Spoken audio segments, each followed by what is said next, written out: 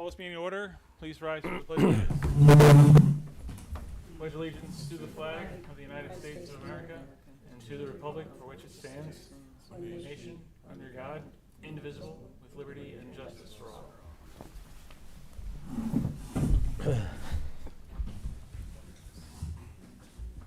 All right. Next item on our agenda is the acceptance of the minutes. That will be held off until the next meeting. So then the next item on the agenda is a public hearing for the amended Sherman Hill Development Plan. So there should be a sign-up sheet for the public hearing. If you'd like to speak, please sign in on the sign-in sheet. Once we go through the names, anybody else who'd like to speak is welcome to do so. We'll hear from the applicant and their consultant first, and then we may have some questions, and our consultants may have some questions. And then we'll actually... is proposing to turn the basement of each of those four structures into an apartment, which would then convert those two-family structures into a multi-family use. Right now, there's only a commercial laundry in those basements, so what we'll be doing is adding the apartment down below. We received a comment and to note that right now, it's the third one here, so. Clockwise. Right, so that if you drive in. 1, 2 are mine, then 3, 4, I see what you're saying, clockwise, okay. So this is, over here. right, okay. All right. So again, we don't know what that particular property owner is doing. They might not be out here seeking approval of, we are seeking approval for the multifamily use. And right now, code demonstrates that we have sufficient parking. So again, we're happy to answer any questions that the board, the consultants may have, or members of the public. So with that, I don't know if there's anything up for us. We need the fact that we're not changing any. And they didn't have any other comments.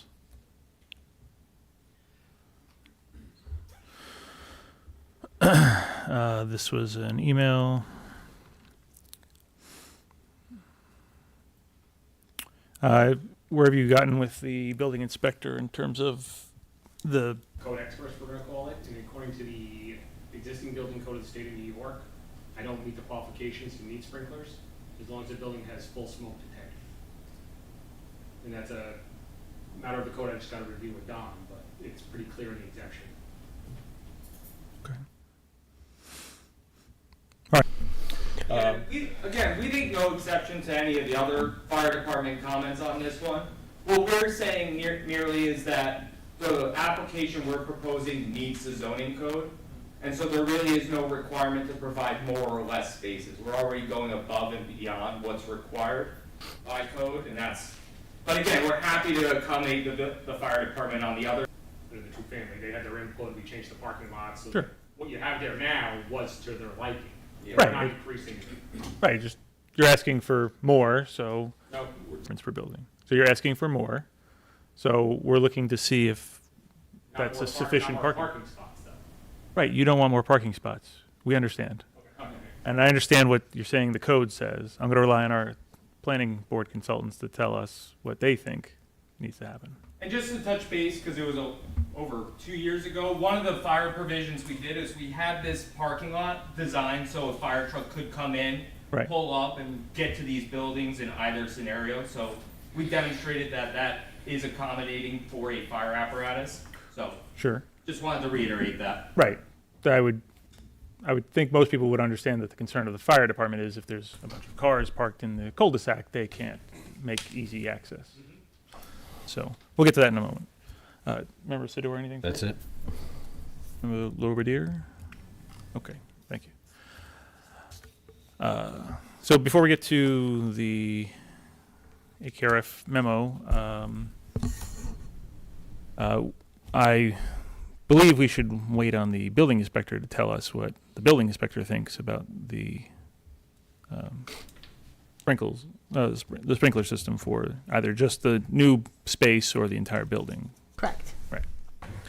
And on the parking, the code says what the parking should be for these units. Yep. But if there's more cars than what the parking allows, what can the planning board do? if anything? Want to start? I can start with that. That's On the code up. comment number 6 from my memo. It addresses All right, let's go to number 6 first, Right. then we'll go through the rest of the. 6 and 7, which are supposed to be 6, together. If you zoom in a little bit.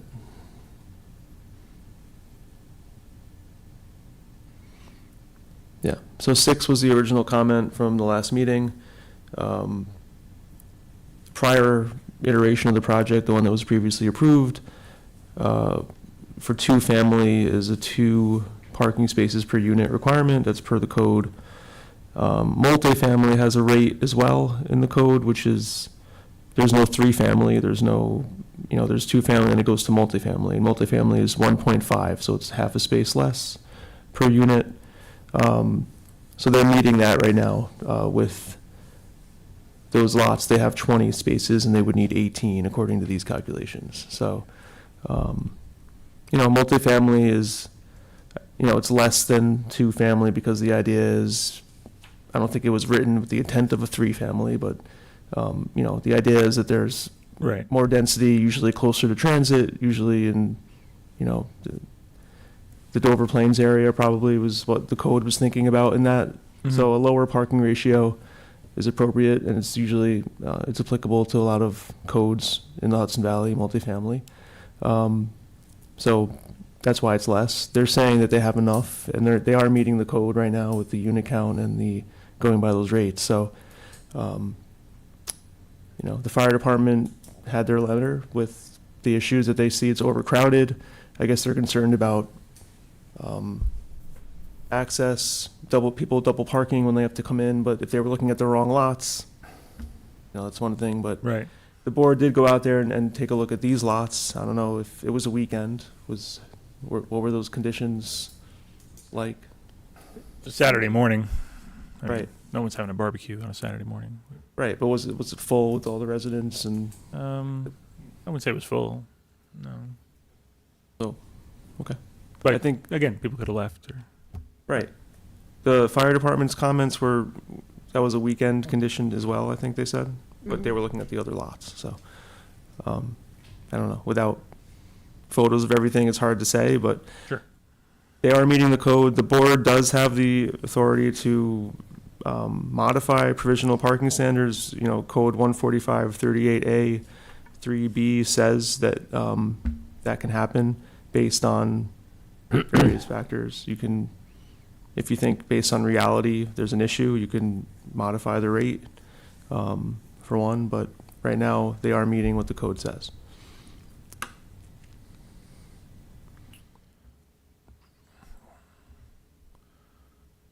Was that 14538? 14538, original parking standards, 3B.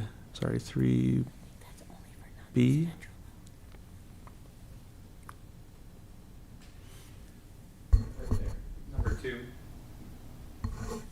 For B? Right. Then, yeah. Yeah, Why? because it's under the heading non-residential parking. Yes, it's off, so, Oh, yeah, okay. So it's not applicable. Okay. There isn't a provision that you can modify a residential rate.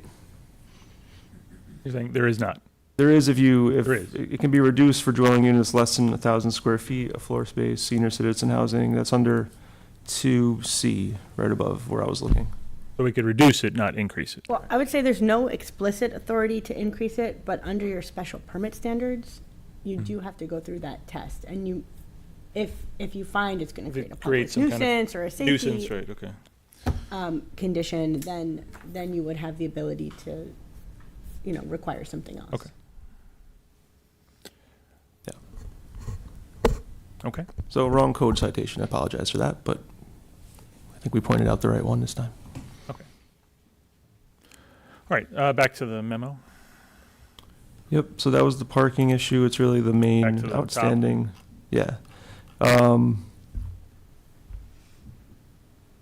Number 2, they confirmed at the last meeting that these are 1-bedroom units. They did provide floor plans as well, which we'll get to that comment. County planning responded, matter of local concern, that's comment 3.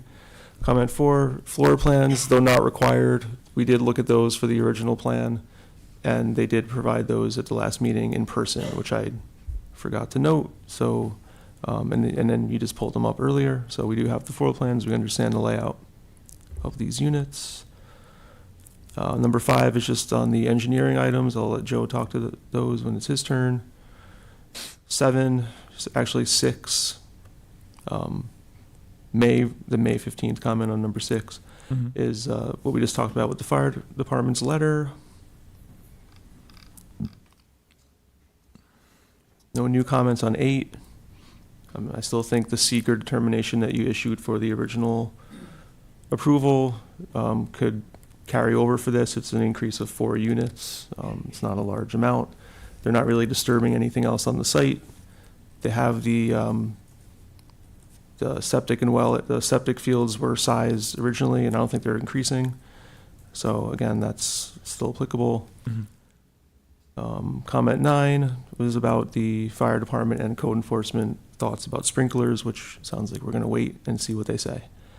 And then you did do a site walk. So the recommendation is to have the public hearing and then get an update about the fire company and code enforcement review, which we've gotten so far.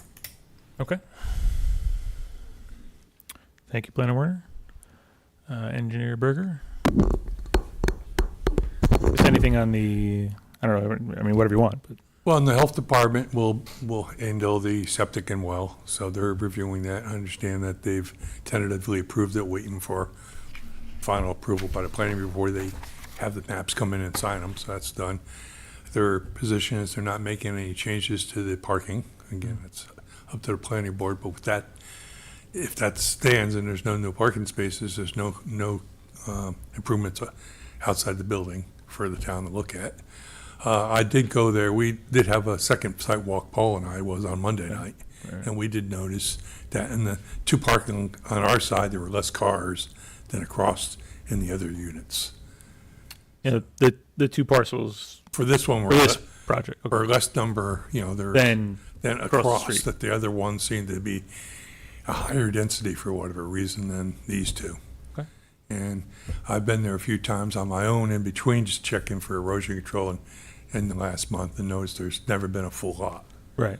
There's one car that parks on the cul-de-sac, but in talking to the owner and other people there, it's just that person likes to park on the cul-de-sac, Right. regardless if there's empty spaces. And the times I've seen the Right. car in the cul-de-sac, there are at least 4 empty spaces in that lot. So it seemed to make sense that he just likes parking there. Right. And it's a private road, Yeah, so the provision in the town code about no parking, like for winter time, does not apply. no, it doesn't apply because it's a driveway really, a It's- private road. So with that, I have no other comments. Okay. Thank Do you you. have, there's a question, are there like rules about where people can park, depending on what building they're in currently? I mean, to their lot, I mean, Yeah. overflow, we'll say during the day, if people Mhm. are visiting, is at the bottom of the cul-de-sac, but Okay. so far, like overnight or that, we have very, very isolated incidences, we'll say. I think the concern would be the other units parking in your spaces. I think No. that would be the concern. Yeah. Do you have Like everybody sticks to their own building sort of Yeah, thing. yes, yeah. do you have a provision for towing if that becomes a problem? I wouldn't say I've gone that far. Because those of us who've lived in apartments, Owns them. anybody who's lived in apartment complexes, they don't honor those things. If I come home at 2 in the morning, my lot is full, and 2 spots next door are empty, I'm parking in those empty spots. No, I get it. We just now have not an issue. Right, and we No talked on the enforcement. sidewalk, there's no designated spots, like, I live in this apartment, so that's my spot, I live in that apartment, so that's my spot, Just, they're supposed to stay on their lot, that's kind of the rule that Yeah, is. and that's what everybody's naturally advised by right now, so. And you have. right, it's more of just a common decency rule, not an actual rule. Yeah, Just- exactly. Okay, And since it's a private road, I mean, the enforcement falls on the owner to, right, let folks know, like, if you're causing an issue, we're gonna call a tow truck. That's, sure. Right, they'd have to violate the lease or Yeah, rental or exactly. something. I've had 0 issues with parking. Okay. All set? Okay. Attorney Polidoro? No comments. Okay, thank you. Members of the planning board, haven't heard from our consultants. Any comments, questions at this time? None here. All right, so we're going to start the public hearing. If you could please have a seat. Engineer Berger, if you could. Thank you. No need to apologize. There are no names. Okay. That makes that simple. All right. All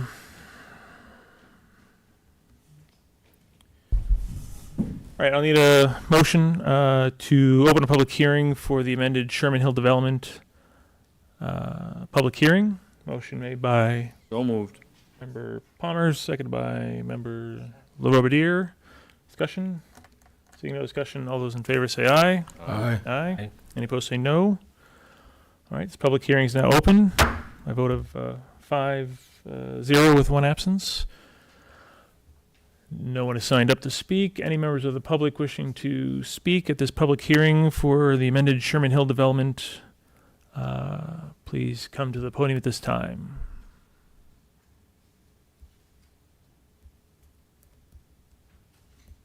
All right. Seeing no one approaching the podium. So we can close the public hearing, we could leave it open, we could close it but leave it open for written comments. I don't know if it makes sense waiting for the building inspector to leave it open for his comments or thoughts there. I mean, you could leave it open for for another meeting while we don't have a resolution prepared for tonight. Mhm. Wouldn't make a difference. Yeah, I mean, there's just the open questions that still need to be answered, whether it's part of the public hearing or not, so. All right. And the fire department follow-up. Right, yeah, okay. All right.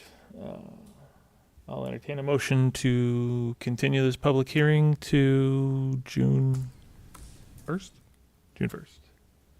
Motion made by So moved. Member Sador, seconded by Second. Member Palmer. Discussion? Okay, seeing no discussion, all those in favor of continuing this public hearing to June 1st, 7 p.m. or soon thereafter as the public can be heard. All in favor say aye. Aye. Aye. Any opposed say no. Okay, this public hearing is continued to June 1st. Okay. Good to go on that? Nothing else you need from our end? Because I think at this Think point, so. we're pretty, Mike's gonna continue with the building department to see if we can get a response. Right. Again, this is more of a building department rather than site plan. So anything else on our end that we need to provide the board? I mean, there was something in the comment letter about, the planning board acting in the role of the ARB. Anything further? No, I think, It's really new. yeah, you've need looked at the, to do you there, know, or- it really requires looking at the elevations. The buildings are there already, Right. so you know what they look like. Right. Floor plans was just an added item because you look at them the first time. They're not required to be looked at. Right. They're not required to be looked at.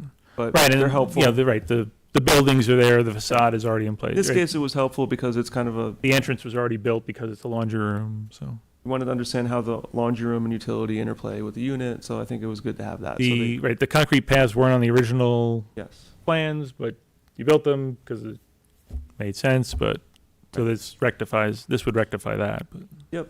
Yeah, so your ARB submission requirements have been fulfilled, I think. Okay. All right. Okay. Thank you. Well, that sounds good. Thank you very much. Thank you. Thank you.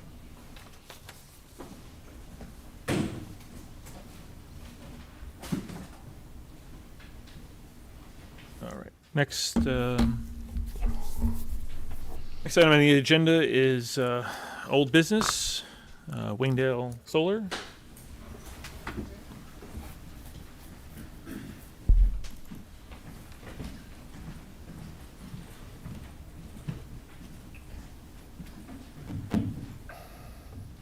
Hey, hello? Just,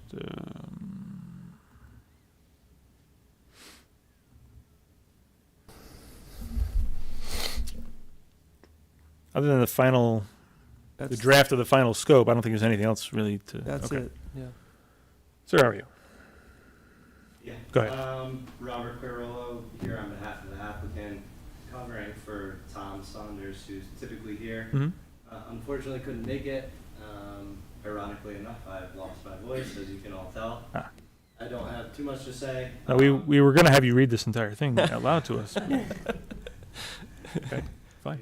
We have reviewed the comments received regarding the scoping document from the planning board and their consultant, AKRF, and have reviewed the draft and find it to be acceptable to move forward with no additional comments from our end. So we'll Okay.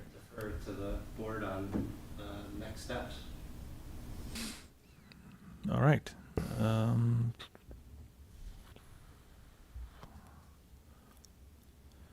All right. I guess just for the record, we had the public hearing on the scoping session 2 weeks ago. Correct. Um, We left the comment open. Yeah. For. Right. Yeah. It was, you left the comment period open for an additional 2 days. yes. So all the comments were received, some were given here at the meeting. Mhm. We considered those. The big change that we made to the scope was under the noise chapter, chapter 3, 3.2 in the document, which is on page 7 of the PDF. Mhm. Let me go back to that. So this is also a clean version of the scope. The last one was red line showing what our proposed edits. We've accepted all those. Right. But Which we did page again? add I'm on noise. It was which? page 7 of the 7. PDF. 3.2. Yeah, there you go. Yeah. Under existing conditions, we made some text edits to the methodology for the collecting the noise readings, or noise reading. So it's still a 24-hour continuous monitoring period. Mhm. We added a non-holiday weekend as the day that it would occur. Mhm. And the location, the way we describe the location is one location on the site that is representative of the area where noise-producing equipment introduced by the proposed action would have the greatest potential to increase noise levels. We assume that's in the area of the equipment, but we're going to get that from them. So that we added this last sentence to get kind of a sign-off on what they're going to do before they do it.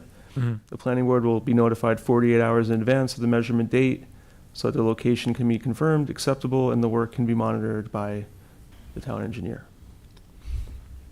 Everything else in that existing conditions, methodology, and then how we're going to describe the impacts, or they're going to describe the impacts, is all the same as the last red line. Mhm. Okay. There were some comments about wildlife, tree removal, stormwater. Just a reminder that we had those at the end of the scope. There's a section called topics that are not being covered by the EIS and the reasons why they're not covered. That's section 11, starts on page 11. So we kept that in there. It explains the planning board's deliberations on EAF Part 2 and how they came to the conclusions on these issues and how we came to the focused areas of the EIS that we have in the scope. So at this point, the board's in a position to vote on this tonight. If you don't adopt the final version by the end of the month, and you don't meet again this month, I think the deadline comes up on the 26th or the 29th, I forget what day Right. it is. What they submitted is the scope. And, right. Correct. If you don't act tonight on a scope that's been heavily modified by your consultants, their original draft will apply, which had some deficiencies in our opinion. So we recommend that you go with this one. And then the applicant will go away for a little bit and prepare the DEIS and come back and we'll review it against this scoping document. What happens next if this is adopted is it gets circulated again to the same agencies that got the draft. We post a notice to the environmental notice bulletin that there's a final scope that's been issued. And I think there's also a resolution that Victoria drafted to adopt it.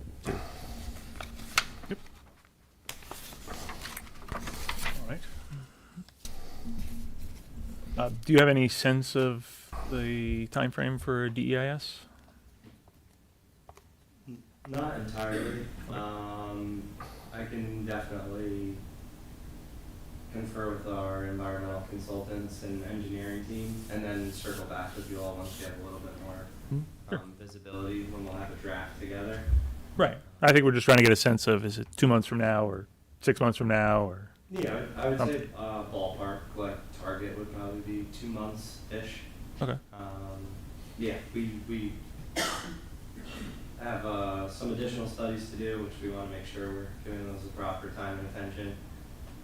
But definitely not unfamiliar with the EIS process, so Sure. we do have some prior documents we can lean on to help expedite certain aspects of it. So I would say 2 months, and we'll definitely let you know if that's drastically different in either direction, but it's probably a good expectation.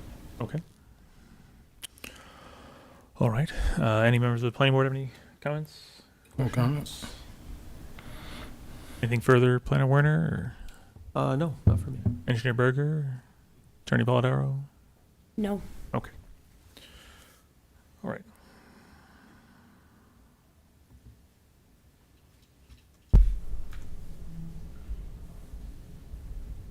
All right. I don't see the resolution on the laptop. Where am I seeing it? I can give you a printed copy. I have a printed copy. Okay.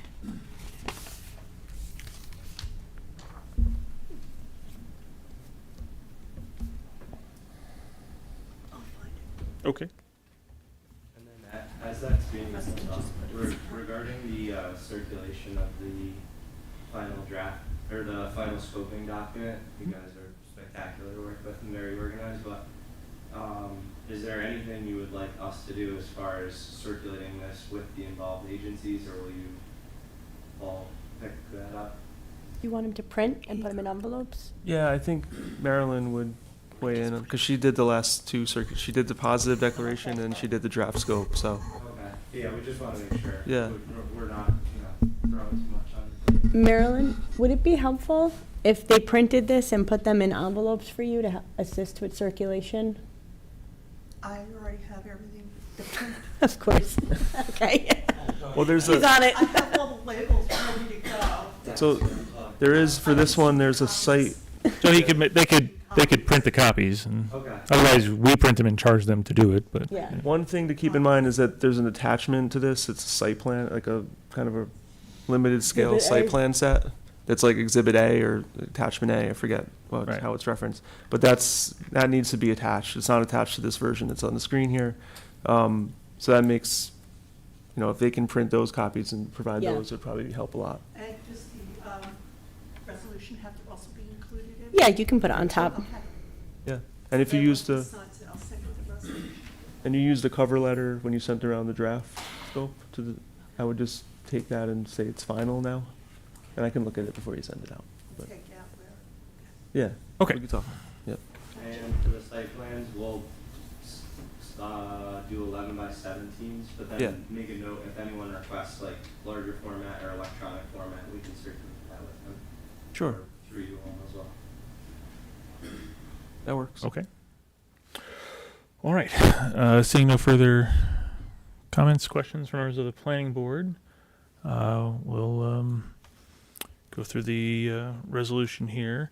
And just before I guess I go through this and begin, just to be clear about Wingdale Solar Project, us adopting a final scoping document for them to create a draft environmental impact statement is not the planning board agreeing or disagreeing about the project's great or terrible or anything. This is just a step in the process. So us agreeing tonight is we agree that this is the document that should be used as the basis for the draft environmental impact statement. Yep, there's still a lot of work to do. So a resolution to adopt the final scoping document for the draft environmental impact statement, or DEIS, for the proposed Wingdale Solar project, whereas the applicant, Wingdale PV LLC, the applicant or project sponsor, has submitted an application to construct an approximately 4.28 megawatt ground-mounted solar energy system on property located at 6435 Route 55, Wingdale, New York, identified as tax parcel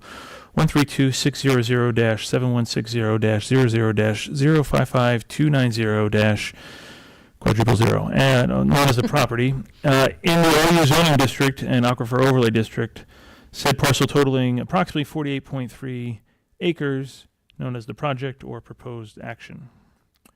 And whereas The project constitutes a Tier 3 solar energy system, which is a permitted use in the RU zoning district, subject to special permit and site plan approval. And whereas on June 2nd, 2025, the planning board declared its intent to serve as lead agency in a coordinated review of the project under the State Environmental Quality Review Act, or SECRA, to which no other agency objected. And whereas on October 20, 2025, the planning board declared itself lead agency. And whereas on March 2nd, 2026, the planning board adopted a positive declaration for the project, determining that the project may result in one or more potentially significant adverse environmental impacts. And whereas the applicant submitted a draft scoping document dated March 27, 2026, pursuant to 6 NYCRR Section 617.8. And whereas the draft scoping document was circulated to all involved and interested agencies for comment, and a public scoping session was open for comments on May 4, 2026, and closed on May 6, 2026, during which all those who wished to speak were heard and written comments were accepted.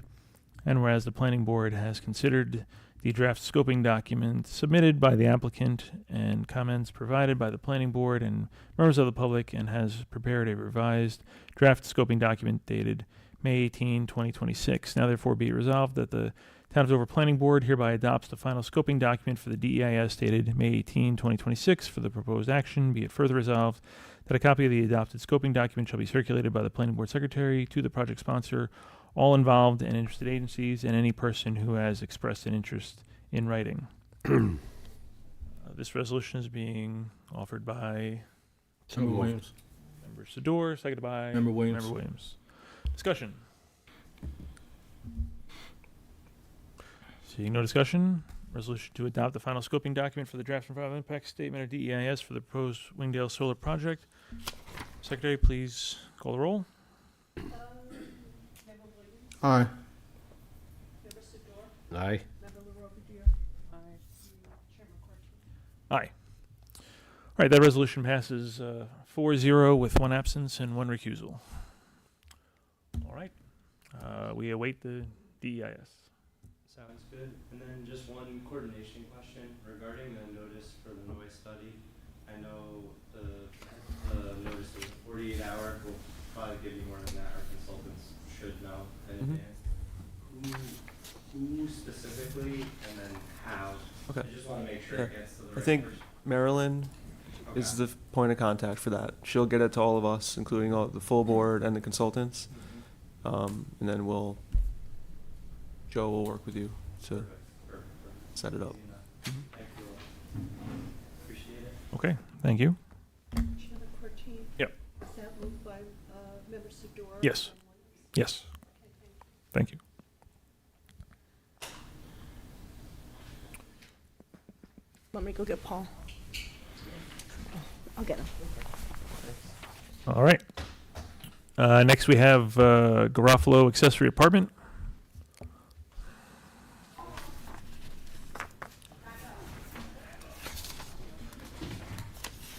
Good evening. If you could just bring the microphone, thank you.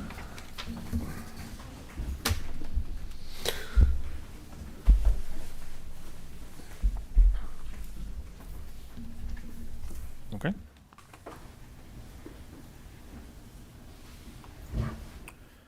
Just give me a moment.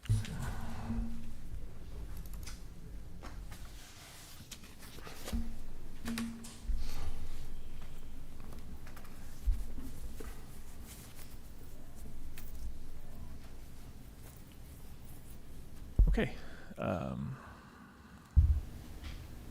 All right, so this is to build a detached accessory apartment within an existing garage, and you're expanding the size of the We're just, yeah, we're adding structure? to the back. Okay. Okay. All right, so please go ahead. Um, Okay. what do we add? All right, so give me a second.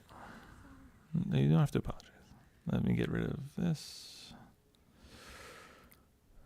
And this. Okay, so this is the existing conditions on the property, your house, location of the garage, a metal building, solar panels. Okay. And then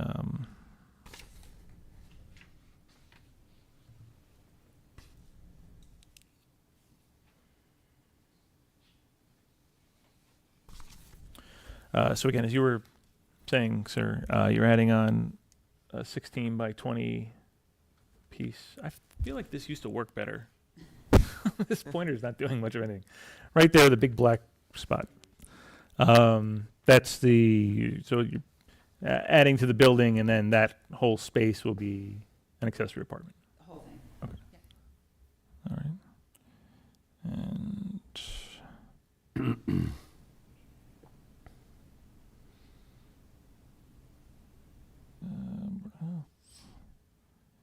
let's see. So then we have this building. So work has begun to expand. No, we just tore down the other part of it. Oh, We I had- see. We had like a lean-to that we built, just. a Oh, shed. okay. So we Gotcha. just took that down. Oh, in okay. anticipation that at some point we were gonna put it on, so, Gotcha. but no, nothing else has been done. Okay.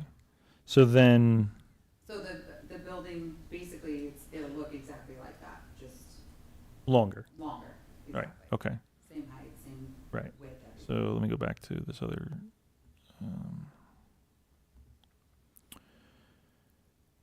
Right. So it'll be added on to this space here. Yes. Okay. All right. Okay. And any members of the planning board have any comments, questions? No comment. Nope. Nope. Okay. All right. Whomever would like to go first.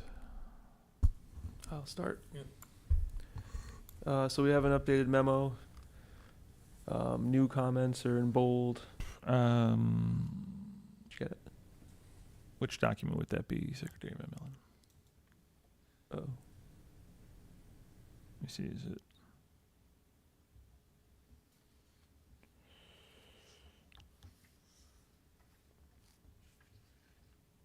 Where should I look? It's right there, 2026, number 515. Oh, the memo. Okay. Thank you. All right. So last time they were here was the January comments. The italicized, the new stuff's in bold. The first comment is just indicating that this is it requires a public hearing. At this point, I feel that you've got enough to set that public hearing because they've responded to all our comments. Right. For number 2, again, the Architectural Review Board is applicable. They're showing the existing elevation of that building. It's not going to change. It's going to be similar to that. They did provide also floor plans that are schematic, but still useful to understand the space. So I think you have what you need for the ARB. No additional comment on 239M. Comment number 5. They do have a letter from the health department that approving their septic system.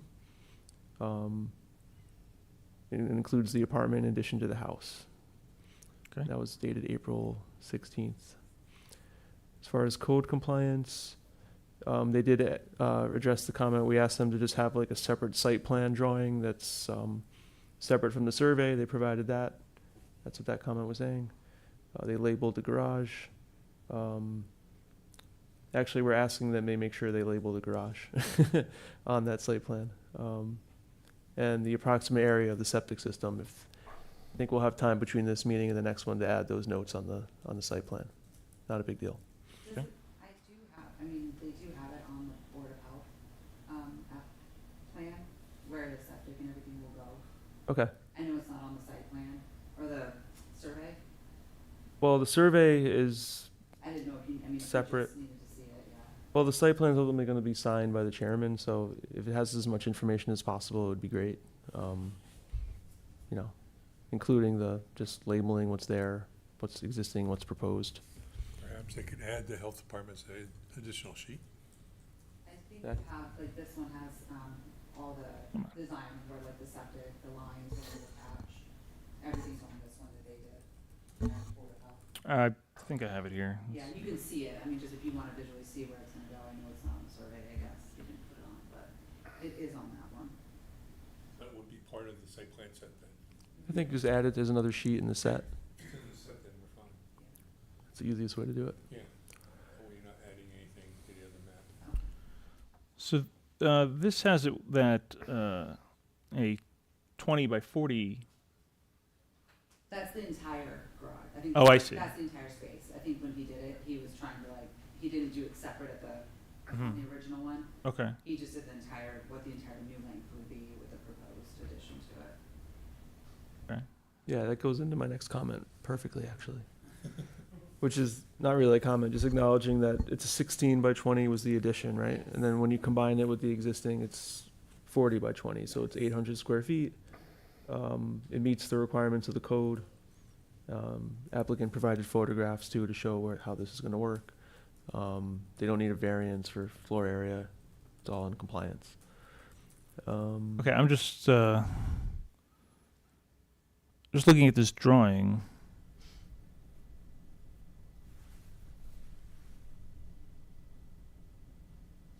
Looking for the scale here. Underneath the north there? See where it says Oh, yeah, SDS it plan? says SDS plan, 1 equals. 1 inch is 50 feet.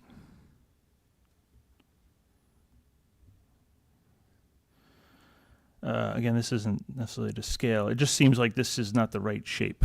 I don't know what else to say. Like, it just seems like it's way too long. It looks long. Because if this is 20, that's My clearly mom not wishes it was that 40. So something wrong here, that's all. Yeah, the footprint doesn't seem to match Yeah. the dimensions. There's a newest survey, Brian, that's the old one. Okay, This I'm is just the- saying this is the one that the Board of Health signed off This on. is what they use to get Board of Health approval. Okay. They have a site plan, Right. Okay. another one that I'm they, just, yeah. I want to make Those sure we're looking at the engineer right drawings. thing here, so, let's go back to that then.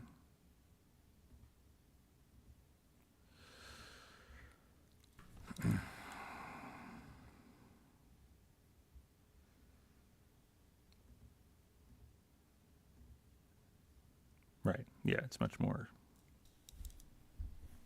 appropriately Yeah. sized. Yeah, I think Okay. this is the plan that you're gonna, Okay. as the site plan and sign. Mhm. But having what was submitted to the Board of Health as an exhibit to it, or an extra sheet, I don't Mhm. think hurts, like Joe said. The original one that we had before.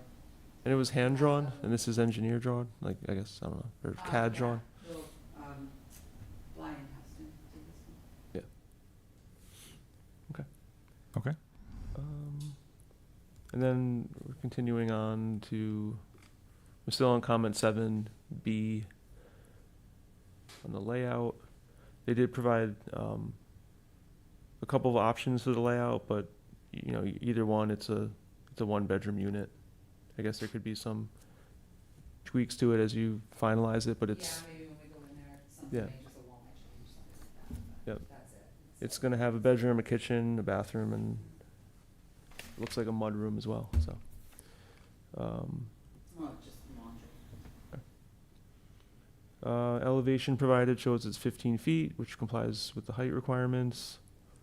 And the owner will occupy the property in the main house, so they meet that code requirement also for accessory apartments. Just one other minor comment, 8 on the table that was included.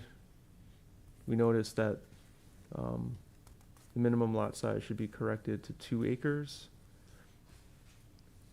And unless the house or another structure is over 35 feet, it's probably just better to say less than 35 feet. I think right now it says greater than. Just a typo. It may be, I tried to contact him to see, but I think he's on vacation, so. It's all right. I mean, yeah, the board's gonna be not able to take action tonight because they still have to have a public hearing, but between now and the next submission deadline, I think these are easily addressed. So. All the notes we asked for have been added to the plans. This was already, I'm on the last comment now. This was type 2'd for seeker in February. So recommendations are to set a public hearing. You could also do a site walk because you wanted to, or you talked about it originally, but there was like a foot of snow on the ground back then. Right. First Yeah. met with them. Okay. That's it. I would have gone. He would have gone, yes. All right. Thank you, Planner Warner. Anything That's it. further, Engineer Berger, or? No, the health department signed off, and the additional building doesn't go for Chapter 65, so no comments. Okay. Attorney Polidoro? We have a resolution tonight to classify it as type 2. I think we did that by motion previously, so this kind of just documents it. Sure. We also have it to be referred to the Dutchess County Department of Planning, but I'm because it's a special use permit.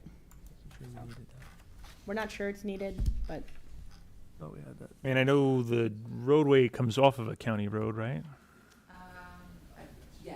Yeah. We Okay, thought it didn't require it. yeah. that's it. Did we change that? Well, I'm not sure, because if it was site plan, it doesn't, I don't know. I would have to look at I the don't think it new meets the- IMA. Yeah, I just don't think it met the locational requirements to be referred. I thought it was within 500 feet. But either way, it authorizes Maryland to send it in the event that it I can is check right now. within the 500 feet. Okay. I can check with the referral thingy, the Dutchess County referral identifier. Is that on real property? And that's, So is it the property is within 500 feet? well, the access is, right? Is route, yeah, is that a county road? This is a county road here, Halls Yeah. Corners Road. Yeah, so this is a private road, Cedar But Berry that's Lane. part of their lot, right? But it, yeah. What? There's other. This is the lot. Oh, that's the lot. That's our Yeah. driveway, and then it Yeah. goes I into see. a- So the roadway The goes shared across this driveway. property and then up this. That's everybody's. It's yeah, a shared. This is the driveway, that's why road. But I is, think it but is the needed it. lot within 500 feet? No, I think it is. No, we checked that. Okay. Okay, so then we don't need the referral. What's the address again? 47 Cedar Berry Lane. 696 feet. Okay, all right.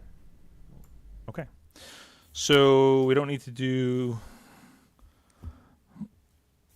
number 2. Yeah, we're confirming. but Yeah, I'm trying to find, so the Dutchess County Planning has this thing called a referral identifier, which is pretty nifty. Okay. You put in the address and it tells you what the if it has qualifiers, but the address isn't coming up for me, so. No, me neither. Possible within. I just keep doing the same thing here. Is it possible I'm gonna go proximity with the to par- an I'm gonna go with the agricultural parcel number operation? instead. Hold on. You have to put Cedar Berry, because one says lane and one says road. Yeah, I'm just gonna put the lot number in. So it is just outside of the referral boundary. Right. So we do not need to do the second part. Thank you. Okay.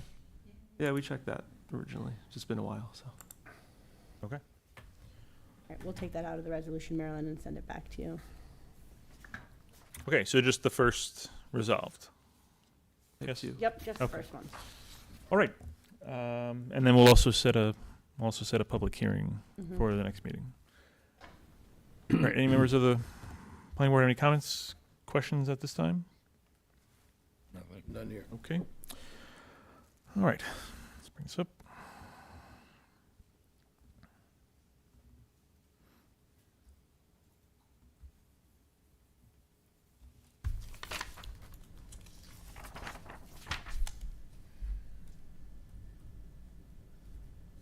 All right, resolution to classify the action and refer the applicant, so just resolution to classify the action. Mm. Resolution to classify the action, Garofalo accessory apartment, whereas the applicants, Tiffany and Joe Garofalo, have submitted an application for a minor special use permit with site plan approval to allow the construction of a 16 by 20 addition to an existing garage and the conversion of that space into an 800 square foot single bedroom accessory apartment known as the project on property located at 47 Cedar Berry Lane, Dover Plains, identified as tax parcel number 7063-00-014690 in the RC zoning district known as the property. And whereas the project is depicted on a site plan entitled Site Plan Prepared for Garofalo, dated January 9, 2026, revised April 7, 2026, and prepared by Brian Houston, Inc., sheet 1 of 1. And whereas accessory apartments are permitted subject to issuance of a special use permit in the RC zoning district. And whereas pursuant to section 145-12C of the Town of Dover zoning law, one accessory apartment per single family dwelling unit, per single family dwelling may be located in an accessory structure or principal building, and the accessory apartment shall not be counted as a residential unit for purposes of determining density. And whereas pursuant to section 145-12C of the Town of Dover zoning law, no special permit shall be granted for an accessory apartment without approval or certification from the Dutchess County Department of Health on the adequacy of the septic system. And whereas the Dutchess County Department of Health has approved the septic system in a letter dated April 16, 2026. And whereas the applicant has submitted a short environmental assessment form, or EAF, dated January 13, 2026, pursuant to the State Environmental Quality Review Act, or SECRA. And whereas in accordance with SECRA, the planning board is required to determine the classification of the proposed project. And whereas pursuant to 6 NYCRR section 617.5 subsection C subsection 11, construction or expansion of a single family, two family, or three family residence is a type 2 action. And whereas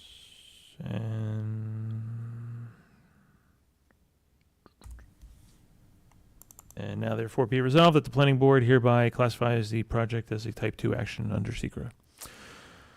This resolution is being offered by So moved. Member Palmer, seconded by Member Lobadier. Discussion. Seeing no discussion, all those in favor, so Secretary, please call the roll. Member Williams. Aye. Member Sedor. Aye. Member Palmer. Aye. Member Robadier. Aye. Chairman Cortez. Aye. That resolution passes 5-0 with one absence. I need a motion to set a public hearing for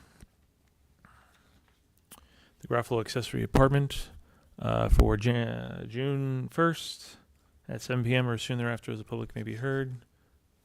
Motion made by So moved. Member Palmer, seconded Second. by Member Sedor. Discussion. Any no discussion? All those in favor say aye. Aye. Aye. Any opposed say no. Okay, that motion passes 5-0 with one absence. Okay, so you need to get a public hearing sign from the secretary.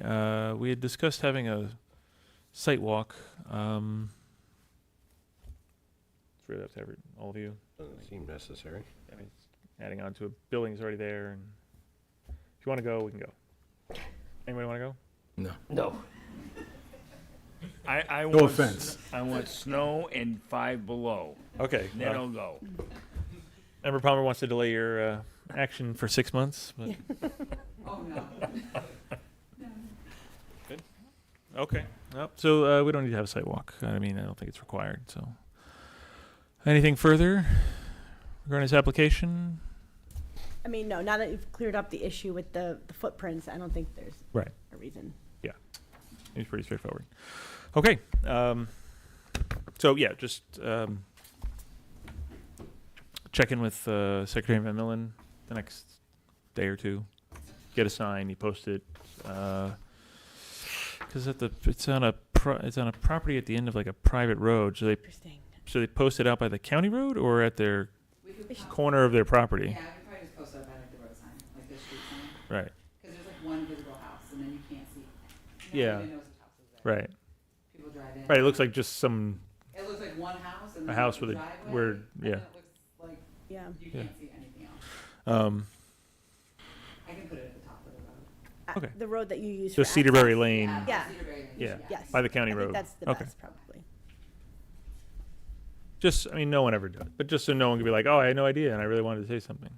But just better safe than. Okay. Thank you. Thank you. Thank you. That's garbage. All right.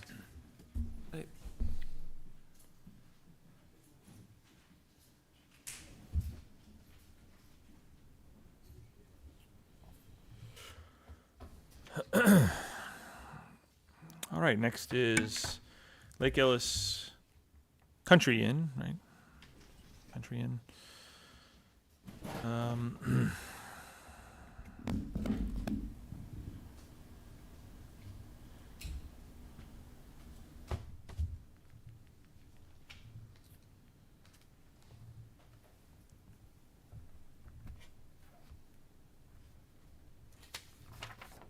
Okay.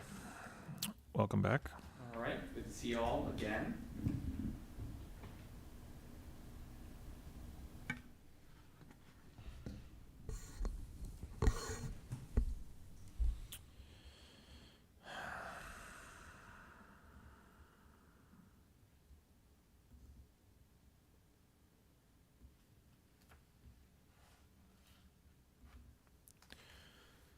All right, so we have the Site plan set here.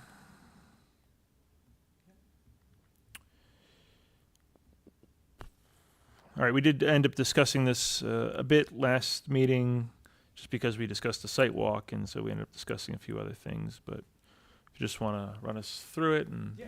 Okay. So just a quick recap. This is a 236 acre parcel in the RU zoning district.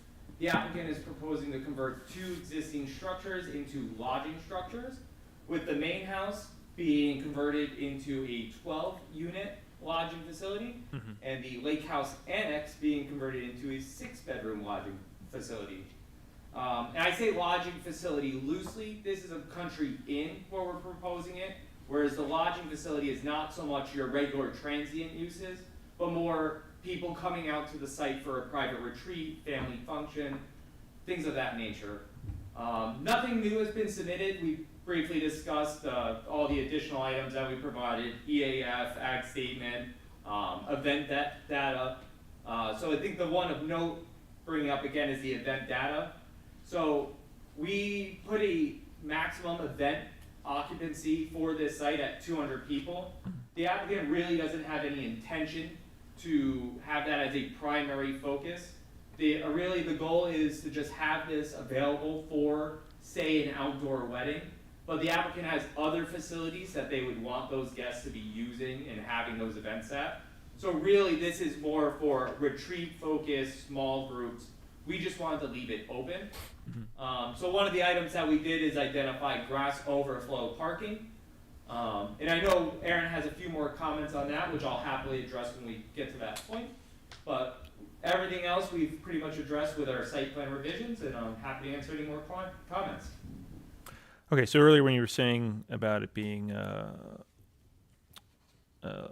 lodging and transient, and trying to draw a distinction, the distinction you're trying to draw is that it's not hotel lodging like, oh, I want a room. It's you're renting out the building. Yeah, like a Holiday Inn. Okay. People come in, they'll stay for the night and immediately leave. This is, we want to rent a nice space for our family, family reunion or something. Could be a weekend, could be a week. Exactly. Could be a family, could be a business. Right. But again, not that, oh, I'll take room 5. Yeah, so again, that's a perfect point, because the lodging units really aren't intended to be rented out individually. It's more, you rent the whole space, you get the whole space. Right. Sort of deal. Right. You might separate it out into, we'll take the 12 or the 6 or both. Right, yeah. Okay. If there's But not, something- I'll have one room in this one, someone else has a room in the other one. Exactly, yep. And then also on the, having larger events there, and it's not the intention of the landowner. I mean, it could be that sometime in the future this property is sold, and then it has the ability to have these larger events. So what is like for other projects like this, we've had a limitation on the number of events per year. I don't know if you've discussed that with your applicant. I don't think there's any limitation. Again, I think the primary focus is that because any of these large events would be supported by outdoor facilities, a giant tent, outdoor dance floor, Right. your restriction in when those events occur and how many is really weather dependent. Will there be multiple events at one location? In other words, there's 2 different houses here. Will there be 2 different? No, I think that's well beyond what the applicant's intending. Again, we just want to reserve the option because it's a beautiful space. You've all been out there, so to have that view of the lake, it'd be a really nice place to have an outdoor wedding. Right. But again, that is not his intention. He has other facilities that are better suited, that have indoor event space with outdoor patios, a TMR facility, which actually is designed to accommodate those events. Right. So again, there's no intention to have, really, it's limited to have one event, really no intention to have more than one going on at any time. That was a good question, Member Williams. So, I mean, it could be that the 12 guest bedroom, seeing the space there, you could certainly have a wedding for 40, 50 people within that building. Some of them stay there, some of them don't. There's a kind of a grand foyer. You could probably hold a wedding Yeah, with take some pictures. 40 people. Yeah. Okay. But the concern then, I think, might be that, in the future, if there's just an approval for this to have events without any kind of limitation, someone in the future could say, oh, I could make this into a weekend wedding venue, Mhm. that every weekend they just have a tent that's temporary but never goes away, and always has, a wedding there. And this is, where because it actually reminds me of where my wife and I had our wedding up near Plattsburgh, where it kind of looks like this. Mhm. But the big difference there is that was off of a state roadway, where this is off of a town dirt road. Mhm. So, okay. Any other members of the planning board have any comments, questions at this time? No comment. Okay. All right, let's go to Planner Werner first. Okay, so, a lot of these have been addressed, or there's no further comment. I guess let me just look at the, we did ask them to submit the full EAF because this is a major project, and they submitted the short form originally, so they did submit that long form EAF as required by the code. That's comment 3. Mhm. Comment 4, this does require referral to the county. I think that it's ready for that now at this point. We've gotten the application materials we asked for, some additional information on the plan, some answers to, That's because there's a preliminary property within 500 feet of a within farm 500 feet operation. of the farm, of a farm operation in the ag district. Okay. Yep, so that can be referred, if you're ready to do that. Mhm. You did submit the ag data statement, as required by the application. Number 6 is ARB. The buildings aren't changing. You've been out there, you've seen how they look, from the exterior, so I think as far as architectural review requirements, there's not much else. I don't think we've seen a floor plan. Again, it's not required by the code for ARB. It's more exterior elevations. But the understanding is that the main house already has the layout, and they're making those into guest rooms. And the garage, they're just adding or reconfiguring that. But, you could ask for those. They just didn't provide those. Number 7 is on the erosion sediment control. According to Joe, and he can speak to it more, like the area of disturbance isn't triggering the anything permitting wise. Moving on to the site plan, comment 8. We did ask them to clarify the zoning district, so they did add that there's no structures in the RU district currently. Number 9 goes into each of the requirements for site plans, and supplementary regulations from the code. A lot of these are met, no further comment. I'll scroll down to G, which talks about events, which the applicant just alluded to a little. So they're not saying they're going to have more than 500 that would trigger a large event management plan. They're saying they're going to be well below that and probably a maximum of 200 at a time when those events happen. So again, it's a special permit, so you do have the ability to add conditions regarding the number of events. You've done that on other projects of this type. Right. H, under the same comment, has to do with the planning board's ability to allow increases in footprints up to 20,000 square feet for the RC district. In this case, both buildings, the main house and the garage structure, is about 8,500 square feet. So per the code, if you go over 4,000, you just have to ask for a waiver from the planning board for that, and that's what they're asking for. I is lighting. From what we can tell, there's no new lighting proposed. What's out there is staying. There's existing 9, 10-foot tall lamp posts that are not changing, and they're pretty far away from neighboring parks. J, the kitchen will be indoors. Noise and odor from the kitchen shouldn't be a nuisance to other properties. Let's see. K has to do with the fire department, which we did say at the last meeting And then, so moving down to,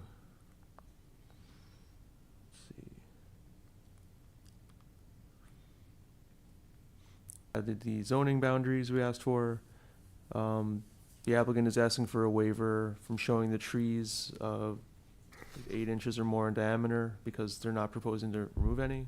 There's no additional disturbance proposed outside of the core area. The site has already been disturbed. They're working in the septic system areas mainly, which are, as Joe will say, it's not a large enough area that triggers any permitting issues. They're not removing. There's no additional landscaping plans because what's out there is what's remaining. Existing conditions already disturbed. And they are adding silt fences around the area of work for the septic system. Talked about the floor plans.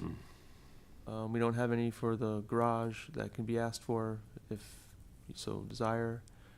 It's really just site plan elevations are the minimum I requirements guess for my the question ARB. was, were all 6 bedrooms on the second floor of that garage, or was it the garage space as a garage was going to be used for bedrooms? That I'd have to check. Rich Yeah. would know better than I wasn't me. sure if it was going to be like 3 and 3, or all 6 were still up top, and it was still going to be a garage on the bottom.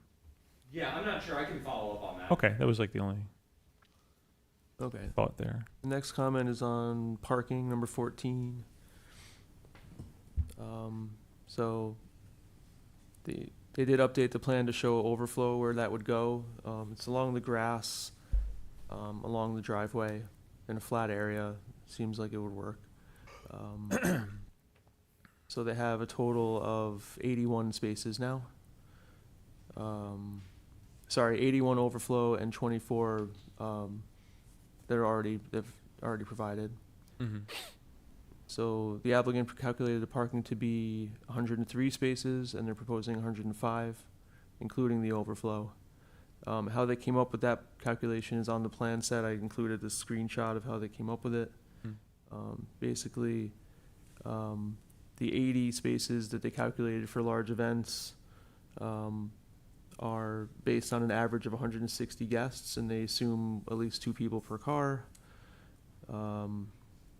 If you want to zoom in on that screenshot, it gets into how they calculated the guest bedroom requirements. So it's basically 1 space per bedroom for the 12 guest bedrooms. So that's 12 spaces. Then the annex, same thing, 6. 1 space per unit is 6. And then for employees, they have 5. And then for the banquet event usage, is based on like I said, 160 average with 2 people per car. And they also did some preliminary trip generation calculations for us that our traffic folks looked at, and I'll get to those in a minute. So the total requirement's 103, and they're providing 105. So I know that from being there's already the existing parking area. Is there an existing ADA spot, or does that need to be painted? Yeah, we have it proposed to be striped in there. Okay. So it's going to be right near the front entrance, Right. right over here. Right. So that's not painted there currently. Okay, that was my Yeah. question. I know there's parking there, and I thought I remembered lines. I just couldn't remember if there was already an ADA spot. So. Okay. Okay, All right. 15. Again, just on the elevations, the applicant provided photos. I think those are suitable for what's out there, what's going to be there. Get that. Yeah. 16 is on the referral to the fire department, which is recommended. Mm-hmm. They did provide a narrative on the special permit findings as well, which we'll get, when it comes time to take action, we'll go through those and discuss those. Deferring to Joe on the engineering stuff, and on the events, again, we talked about it. They updated their narrative to show 200 guests anticipated. They updated their narrative to show 200 guests anticipated for a large event. And things brought in, portable bathrooms, tents, etc. Right. And we have overflow parking now adequately shown. Okay, so on the seeker side, There were flags in the EAF mapper. We don't think those are a concern just based on the nature of this application. It's all happening in an area that's been disturbed in the center of the property. So no concerns about endangered species. Same thing with wetlands. We talked about that, scrolling down to the next comment. So we did bring up traffic and noise as two areas of focus in the initial comments. The first, in response to the just questioning, you know, the concern with noise and where things are going to be. You know, on water, usually the sound is amplified when you're on a lake. So just things that we've had other applications in this area over the years, like Camp Berkshire and Camp Ramah, that had folks come out in public hearings to voice concerns about noise. Right. This isn't really the same type of intensity. Which If it- letter is noise? I'm not seeing. Oh, I'm sorry. It's B. Page 7. The long comments. It's the second paragraph down. Yeah, second paragraph about Ah, noise. I see now. Driving So their noise, yep. response was that due to the infrequency of events, they're not anticipating impacts. They're going to comply with Chapter 107 of the code. We think that's reasonable. I mean, given the size of the site and how far away this is going to be from the neighbors based on the size of the property, because this is a special permit, there can be conditions related to noise concerns, including like where locations of music can be. You know, if there's going to be an event, maybe not by the lake, have the tent closer to the house. So Right, it's or not a noise The issue. speakers are pointing away from Have the the lake. speakers or- point away from the lake, right, things like that. And then with regard to traffic, they did some calculations. Our traffic engineers looked at them. They thought they were reasonable based on the ITE standards, and it's less than 100 cars in a peak hour, running a scenario of a 200-person event. We don't think there's going to be traffic issues. However, just the condition of the road is an issue, or just something to think about and maybe have some input on from the fire department, maybe the highway department, given that you've done that for other projects. Mhm. Most recently, Harlem Valley Homestead, which is a similar dirt road entering, getting to the site. This is similar, like that's the end of the line for Old Forge. This is the end of the line for the most part for this road, right? So Yeah, this is the last it's the last use thing that's on that there. road. Old Forge had a few houses past. That's true, it did. Yeah. But Um, yeah, and again, there is a difference that Harlem Valley Homestead was intending on having a lot more people, a certain number of weddings, more people. a lot more units, 42. Yeah, I again, think. the point I was making earlier is that properties get sold if it has an approval to have 200-person events. Someone could. There's some- I'm uncomfortable with the review being based on the term infrequent because That's what I'm saying. Like, it's not measurable. Right. I think if the board is going to say that impacts are minimal because of frequency, we should have a number that's number, enforceable. right. Or we have to plan for like a worst case scenario where there's events 3 times a weekend.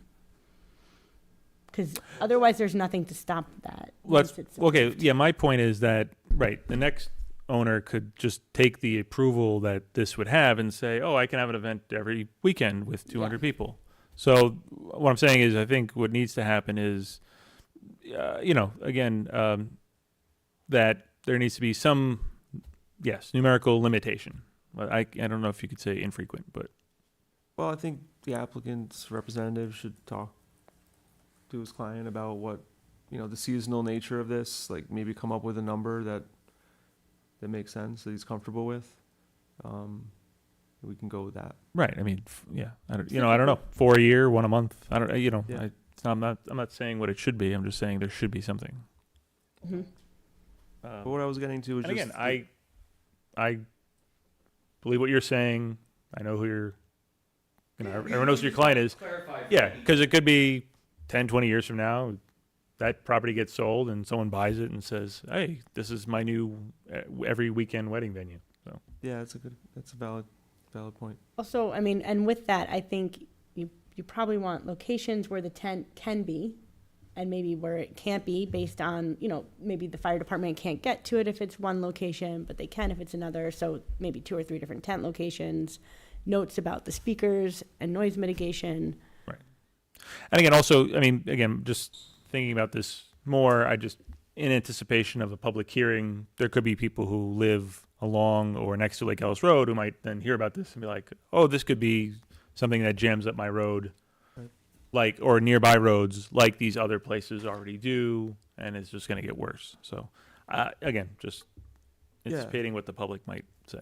So just wrapping that comment up, the concern is just, there's some spots on the road where it's pretty narrow. It seems like it would be challenging for two-way traffic and emergency access. So I think, having it referred to both the fire department and town highway super for their Right. thoughts would be a good idea. You've done it before. Yeah. Again, it's not as intense Right. of a project. And again, I think But- some of the difference here is it's at the end of the road. There is some narrow spot that I can kind of picture in my mind. I can't exactly Yeah. point to it on a map. But I would think for an event, most people would be coming. Yep. And then later, most people would be going. Not that there'd be so much cross True. traffic, but Depends on Um, if there's, how long folks rent it out for. And Sure. if the event's over and they're still there, but again, it's not. Right. Not a lot of traffic, but if there's an event and emergency folks have to get there. Mhm. I don't think there's issues with flooding on this road like there was with the other project, but,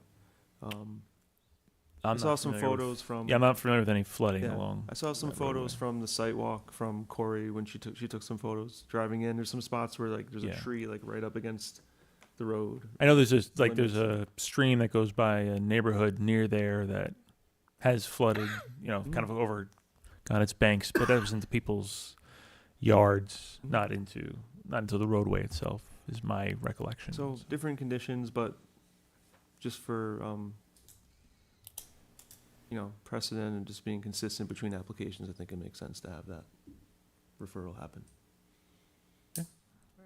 And then on the archaeology, we don't have any concerns with that. I mean, the area, is already disturbed, so if there's sensitivity there, it's not in this part of the site where the activity will be.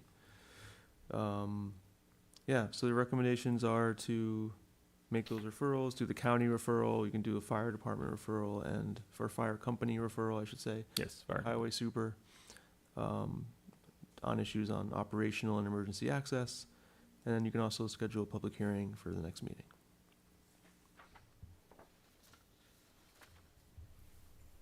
Okay. And just to clarify on the road bit, so again, it is similar to the homestead, but it is pretty much very different because this is a dead end. Right. And that there is no real, between the applicant's property, there's only one other landowner, and that's Camp Rama. Hmm.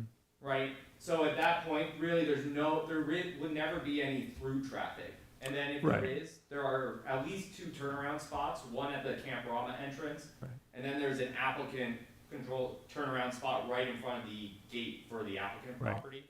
And I mean, again, I'm not sure what has happened more recently. I do believe that's kind of the auxiliary entrance to Camp Rama, and not the entrance their that they service normally entrance, do. I believe. Yeah. So, yeah, no, I agree. It's certainly it's similar to Harlem Valley Homestead. It's not the same. Mhm. And again, I understand the intention of the applicant is not to have nearly any number of events as Harlem Valley Homestead intended. And it, it doesn't have the same number of transient units as Harlem Valley Homestead. Again, it's just that an approval goes on forever. I see this, all the time. Enforcement, something is approved by one owner and then it morphs and it morphs and it morphs. Right. And when it becomes a problem, there's not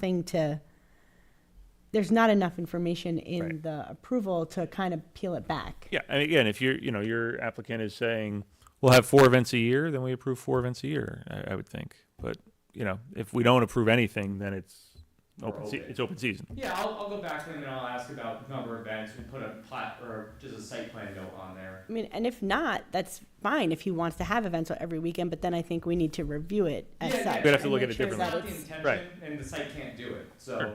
we're just not going to propose an every weekend sort of thing.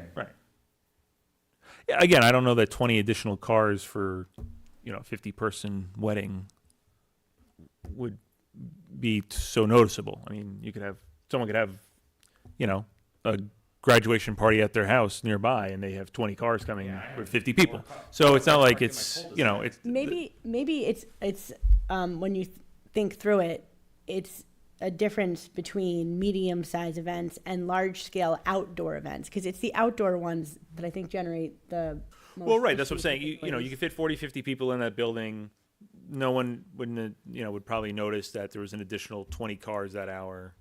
Really. I don't want It's to only- right. complicate the Right. application because again, we're steering away from what the applicant even really wants to do over there.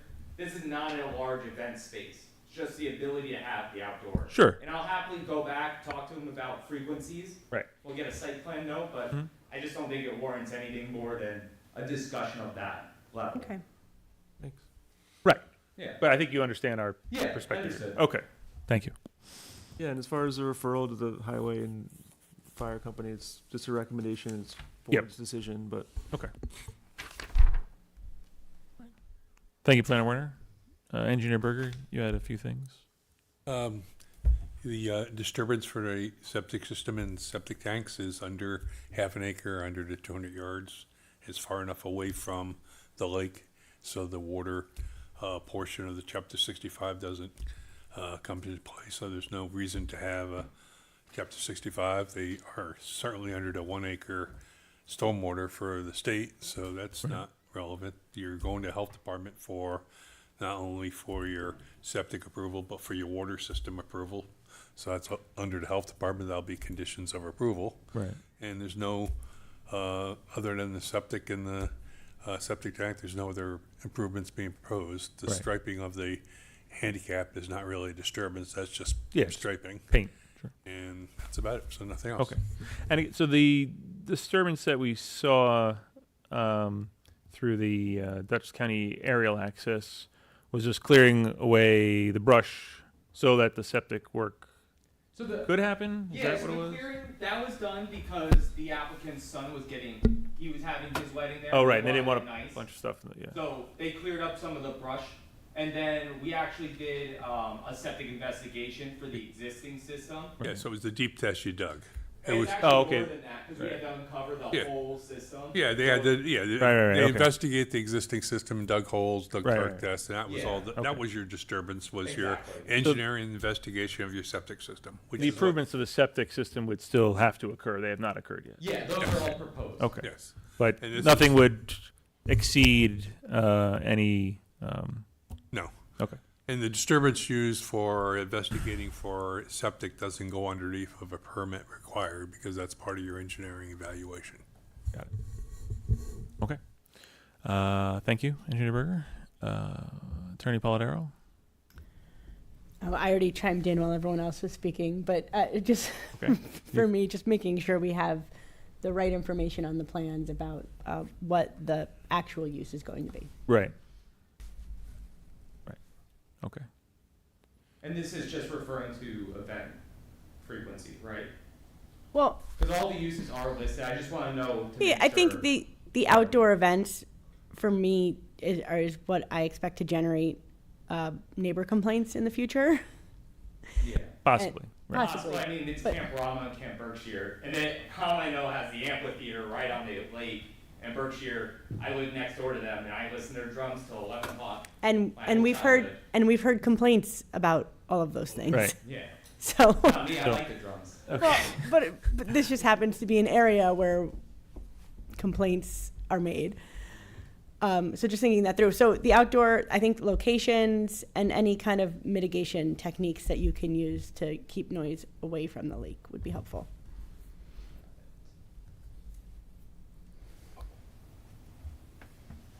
Okay.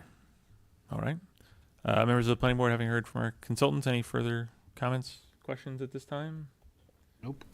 Okay. All right. All right. So we have a resolution to classify the action and declare intent to serve as lead agency in a coordinated secret review, and then we'll also have some other referrals. Let me bring this.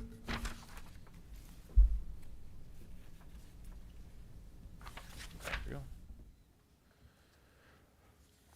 right, resolution classifying the action, declaring intent to serve as lead agency in a coordinated secret review, Lake Ellis Country Inn. Whereas the applicant, Chippewa Properties, Inc., has submitted an application to redevelopment a single-family home into a hospitality venue with 18 guest rooms on property located at 316 through 349 Lake Ellis Road, Wingdale, New York, identified as tax parcel 132-60-7161-00-586740-0000. The property in the RU and RC zoning district and Aquifer Overlay District, totaling approximately 236.9 acres, also known as a project.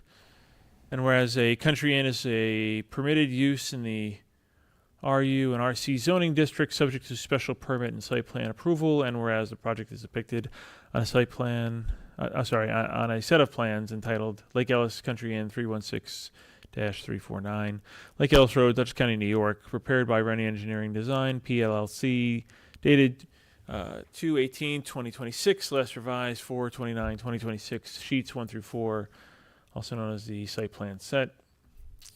And whereas the applicant has submitted Part 1 of a full environmental assessment form, or EAF, dated 4/29/2026 with supplemental narrative, dated 2/18/2026 and revised 4/29/2026, pursuant to the State Environmental Quality Review Act, or SECRA. And whereas in accordance with SECRA, the planning board is required to determine the classification of the proposed project, and whereas pursuant to 6 NYCRR Section 617.4 and 6 NYCRR Section 617.5, a project that involves activities not classified as Type 1 or Type 2 is an unlisted action, and whereas the planning board of the town of Dover has performed a preliminary review of the application materials, now therefore be it resolved that the planning board hereby, 1, classifies the project as an unlisted action, 2, declares its intent to serve as lead agency in a coordinated secret review, and directs its secretary to circulate notice of its intent to serve as lead agency to all involved and interested agencies, and 3, directs its secretary to refer the application to the Dutchess County Planning Department pursuant to Section 239-M of the General Municipal Law. This resolution is being offered by So moved. Member Sador, seconded by Second. Member Palmer. Discussion? So if you just scroll down to the involved and interested agencies, I just want to make sure. So Yes, so we have. as part of this, when we send the seeker circulation, it'll go to J.H. Ketchum Hose and to the Highway Highway Department. And that will be their opportunity to provide Right. comments. Okay. You, anything further? Okay. Seeing no comments or questions from any planning board members. Resolution classifying the action and declaring intent to serve as lead agency in a coordinated secret review for Lake Ellis Country Inn. Secretary, please call the roll. Member Williams? Aye. Member Sedor? Aye. Member Palmer? Aye. Member LaRosario? Chairman Clifford? Aye. That resolution passes 5-0 with 1 absence.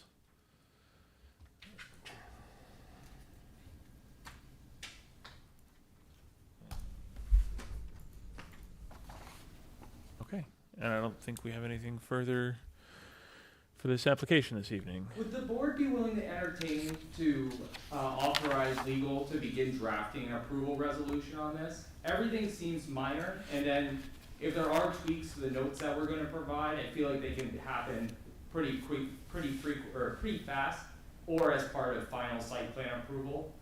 Because I don't really anticipate any major changes on this project.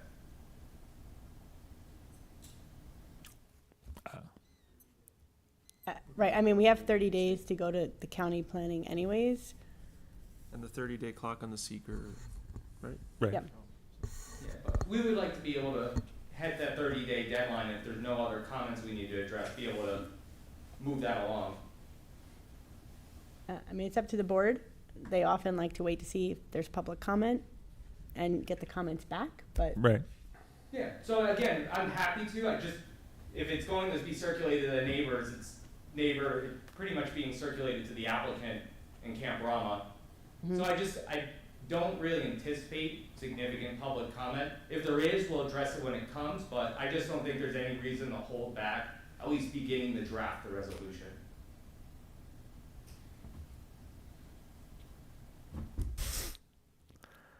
So I don't need to be authorized in any event. I usually Just start drafting. drafting So it. when the board's Right. ready, we have it. Yeah. So that's not Yeah, I a don't problem. think we've ever had an application held up because we were waiting on a resolution to be drafted. Anything further? That's it. Okay, thank you. All right, thank you very much, everyone. Thank you. Thank you. We didn't set a public hearing. Oh, yeah. We set a public hearing date? We Yeah, did that's not. a good point.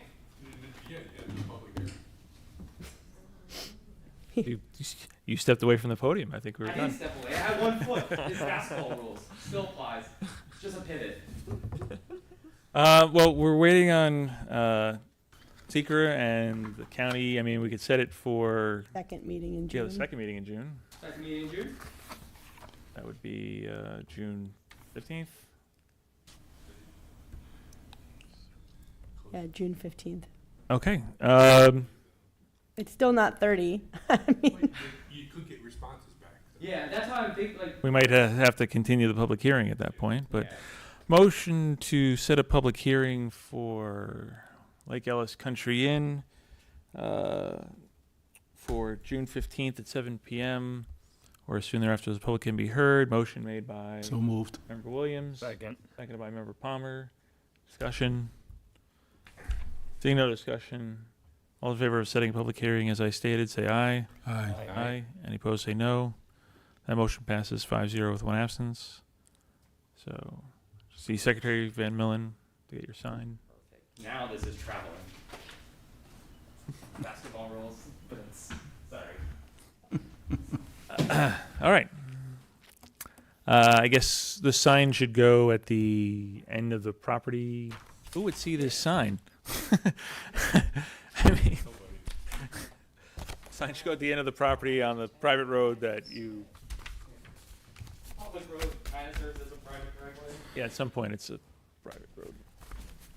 All right. Thank you. Cool. Thanks, everyone.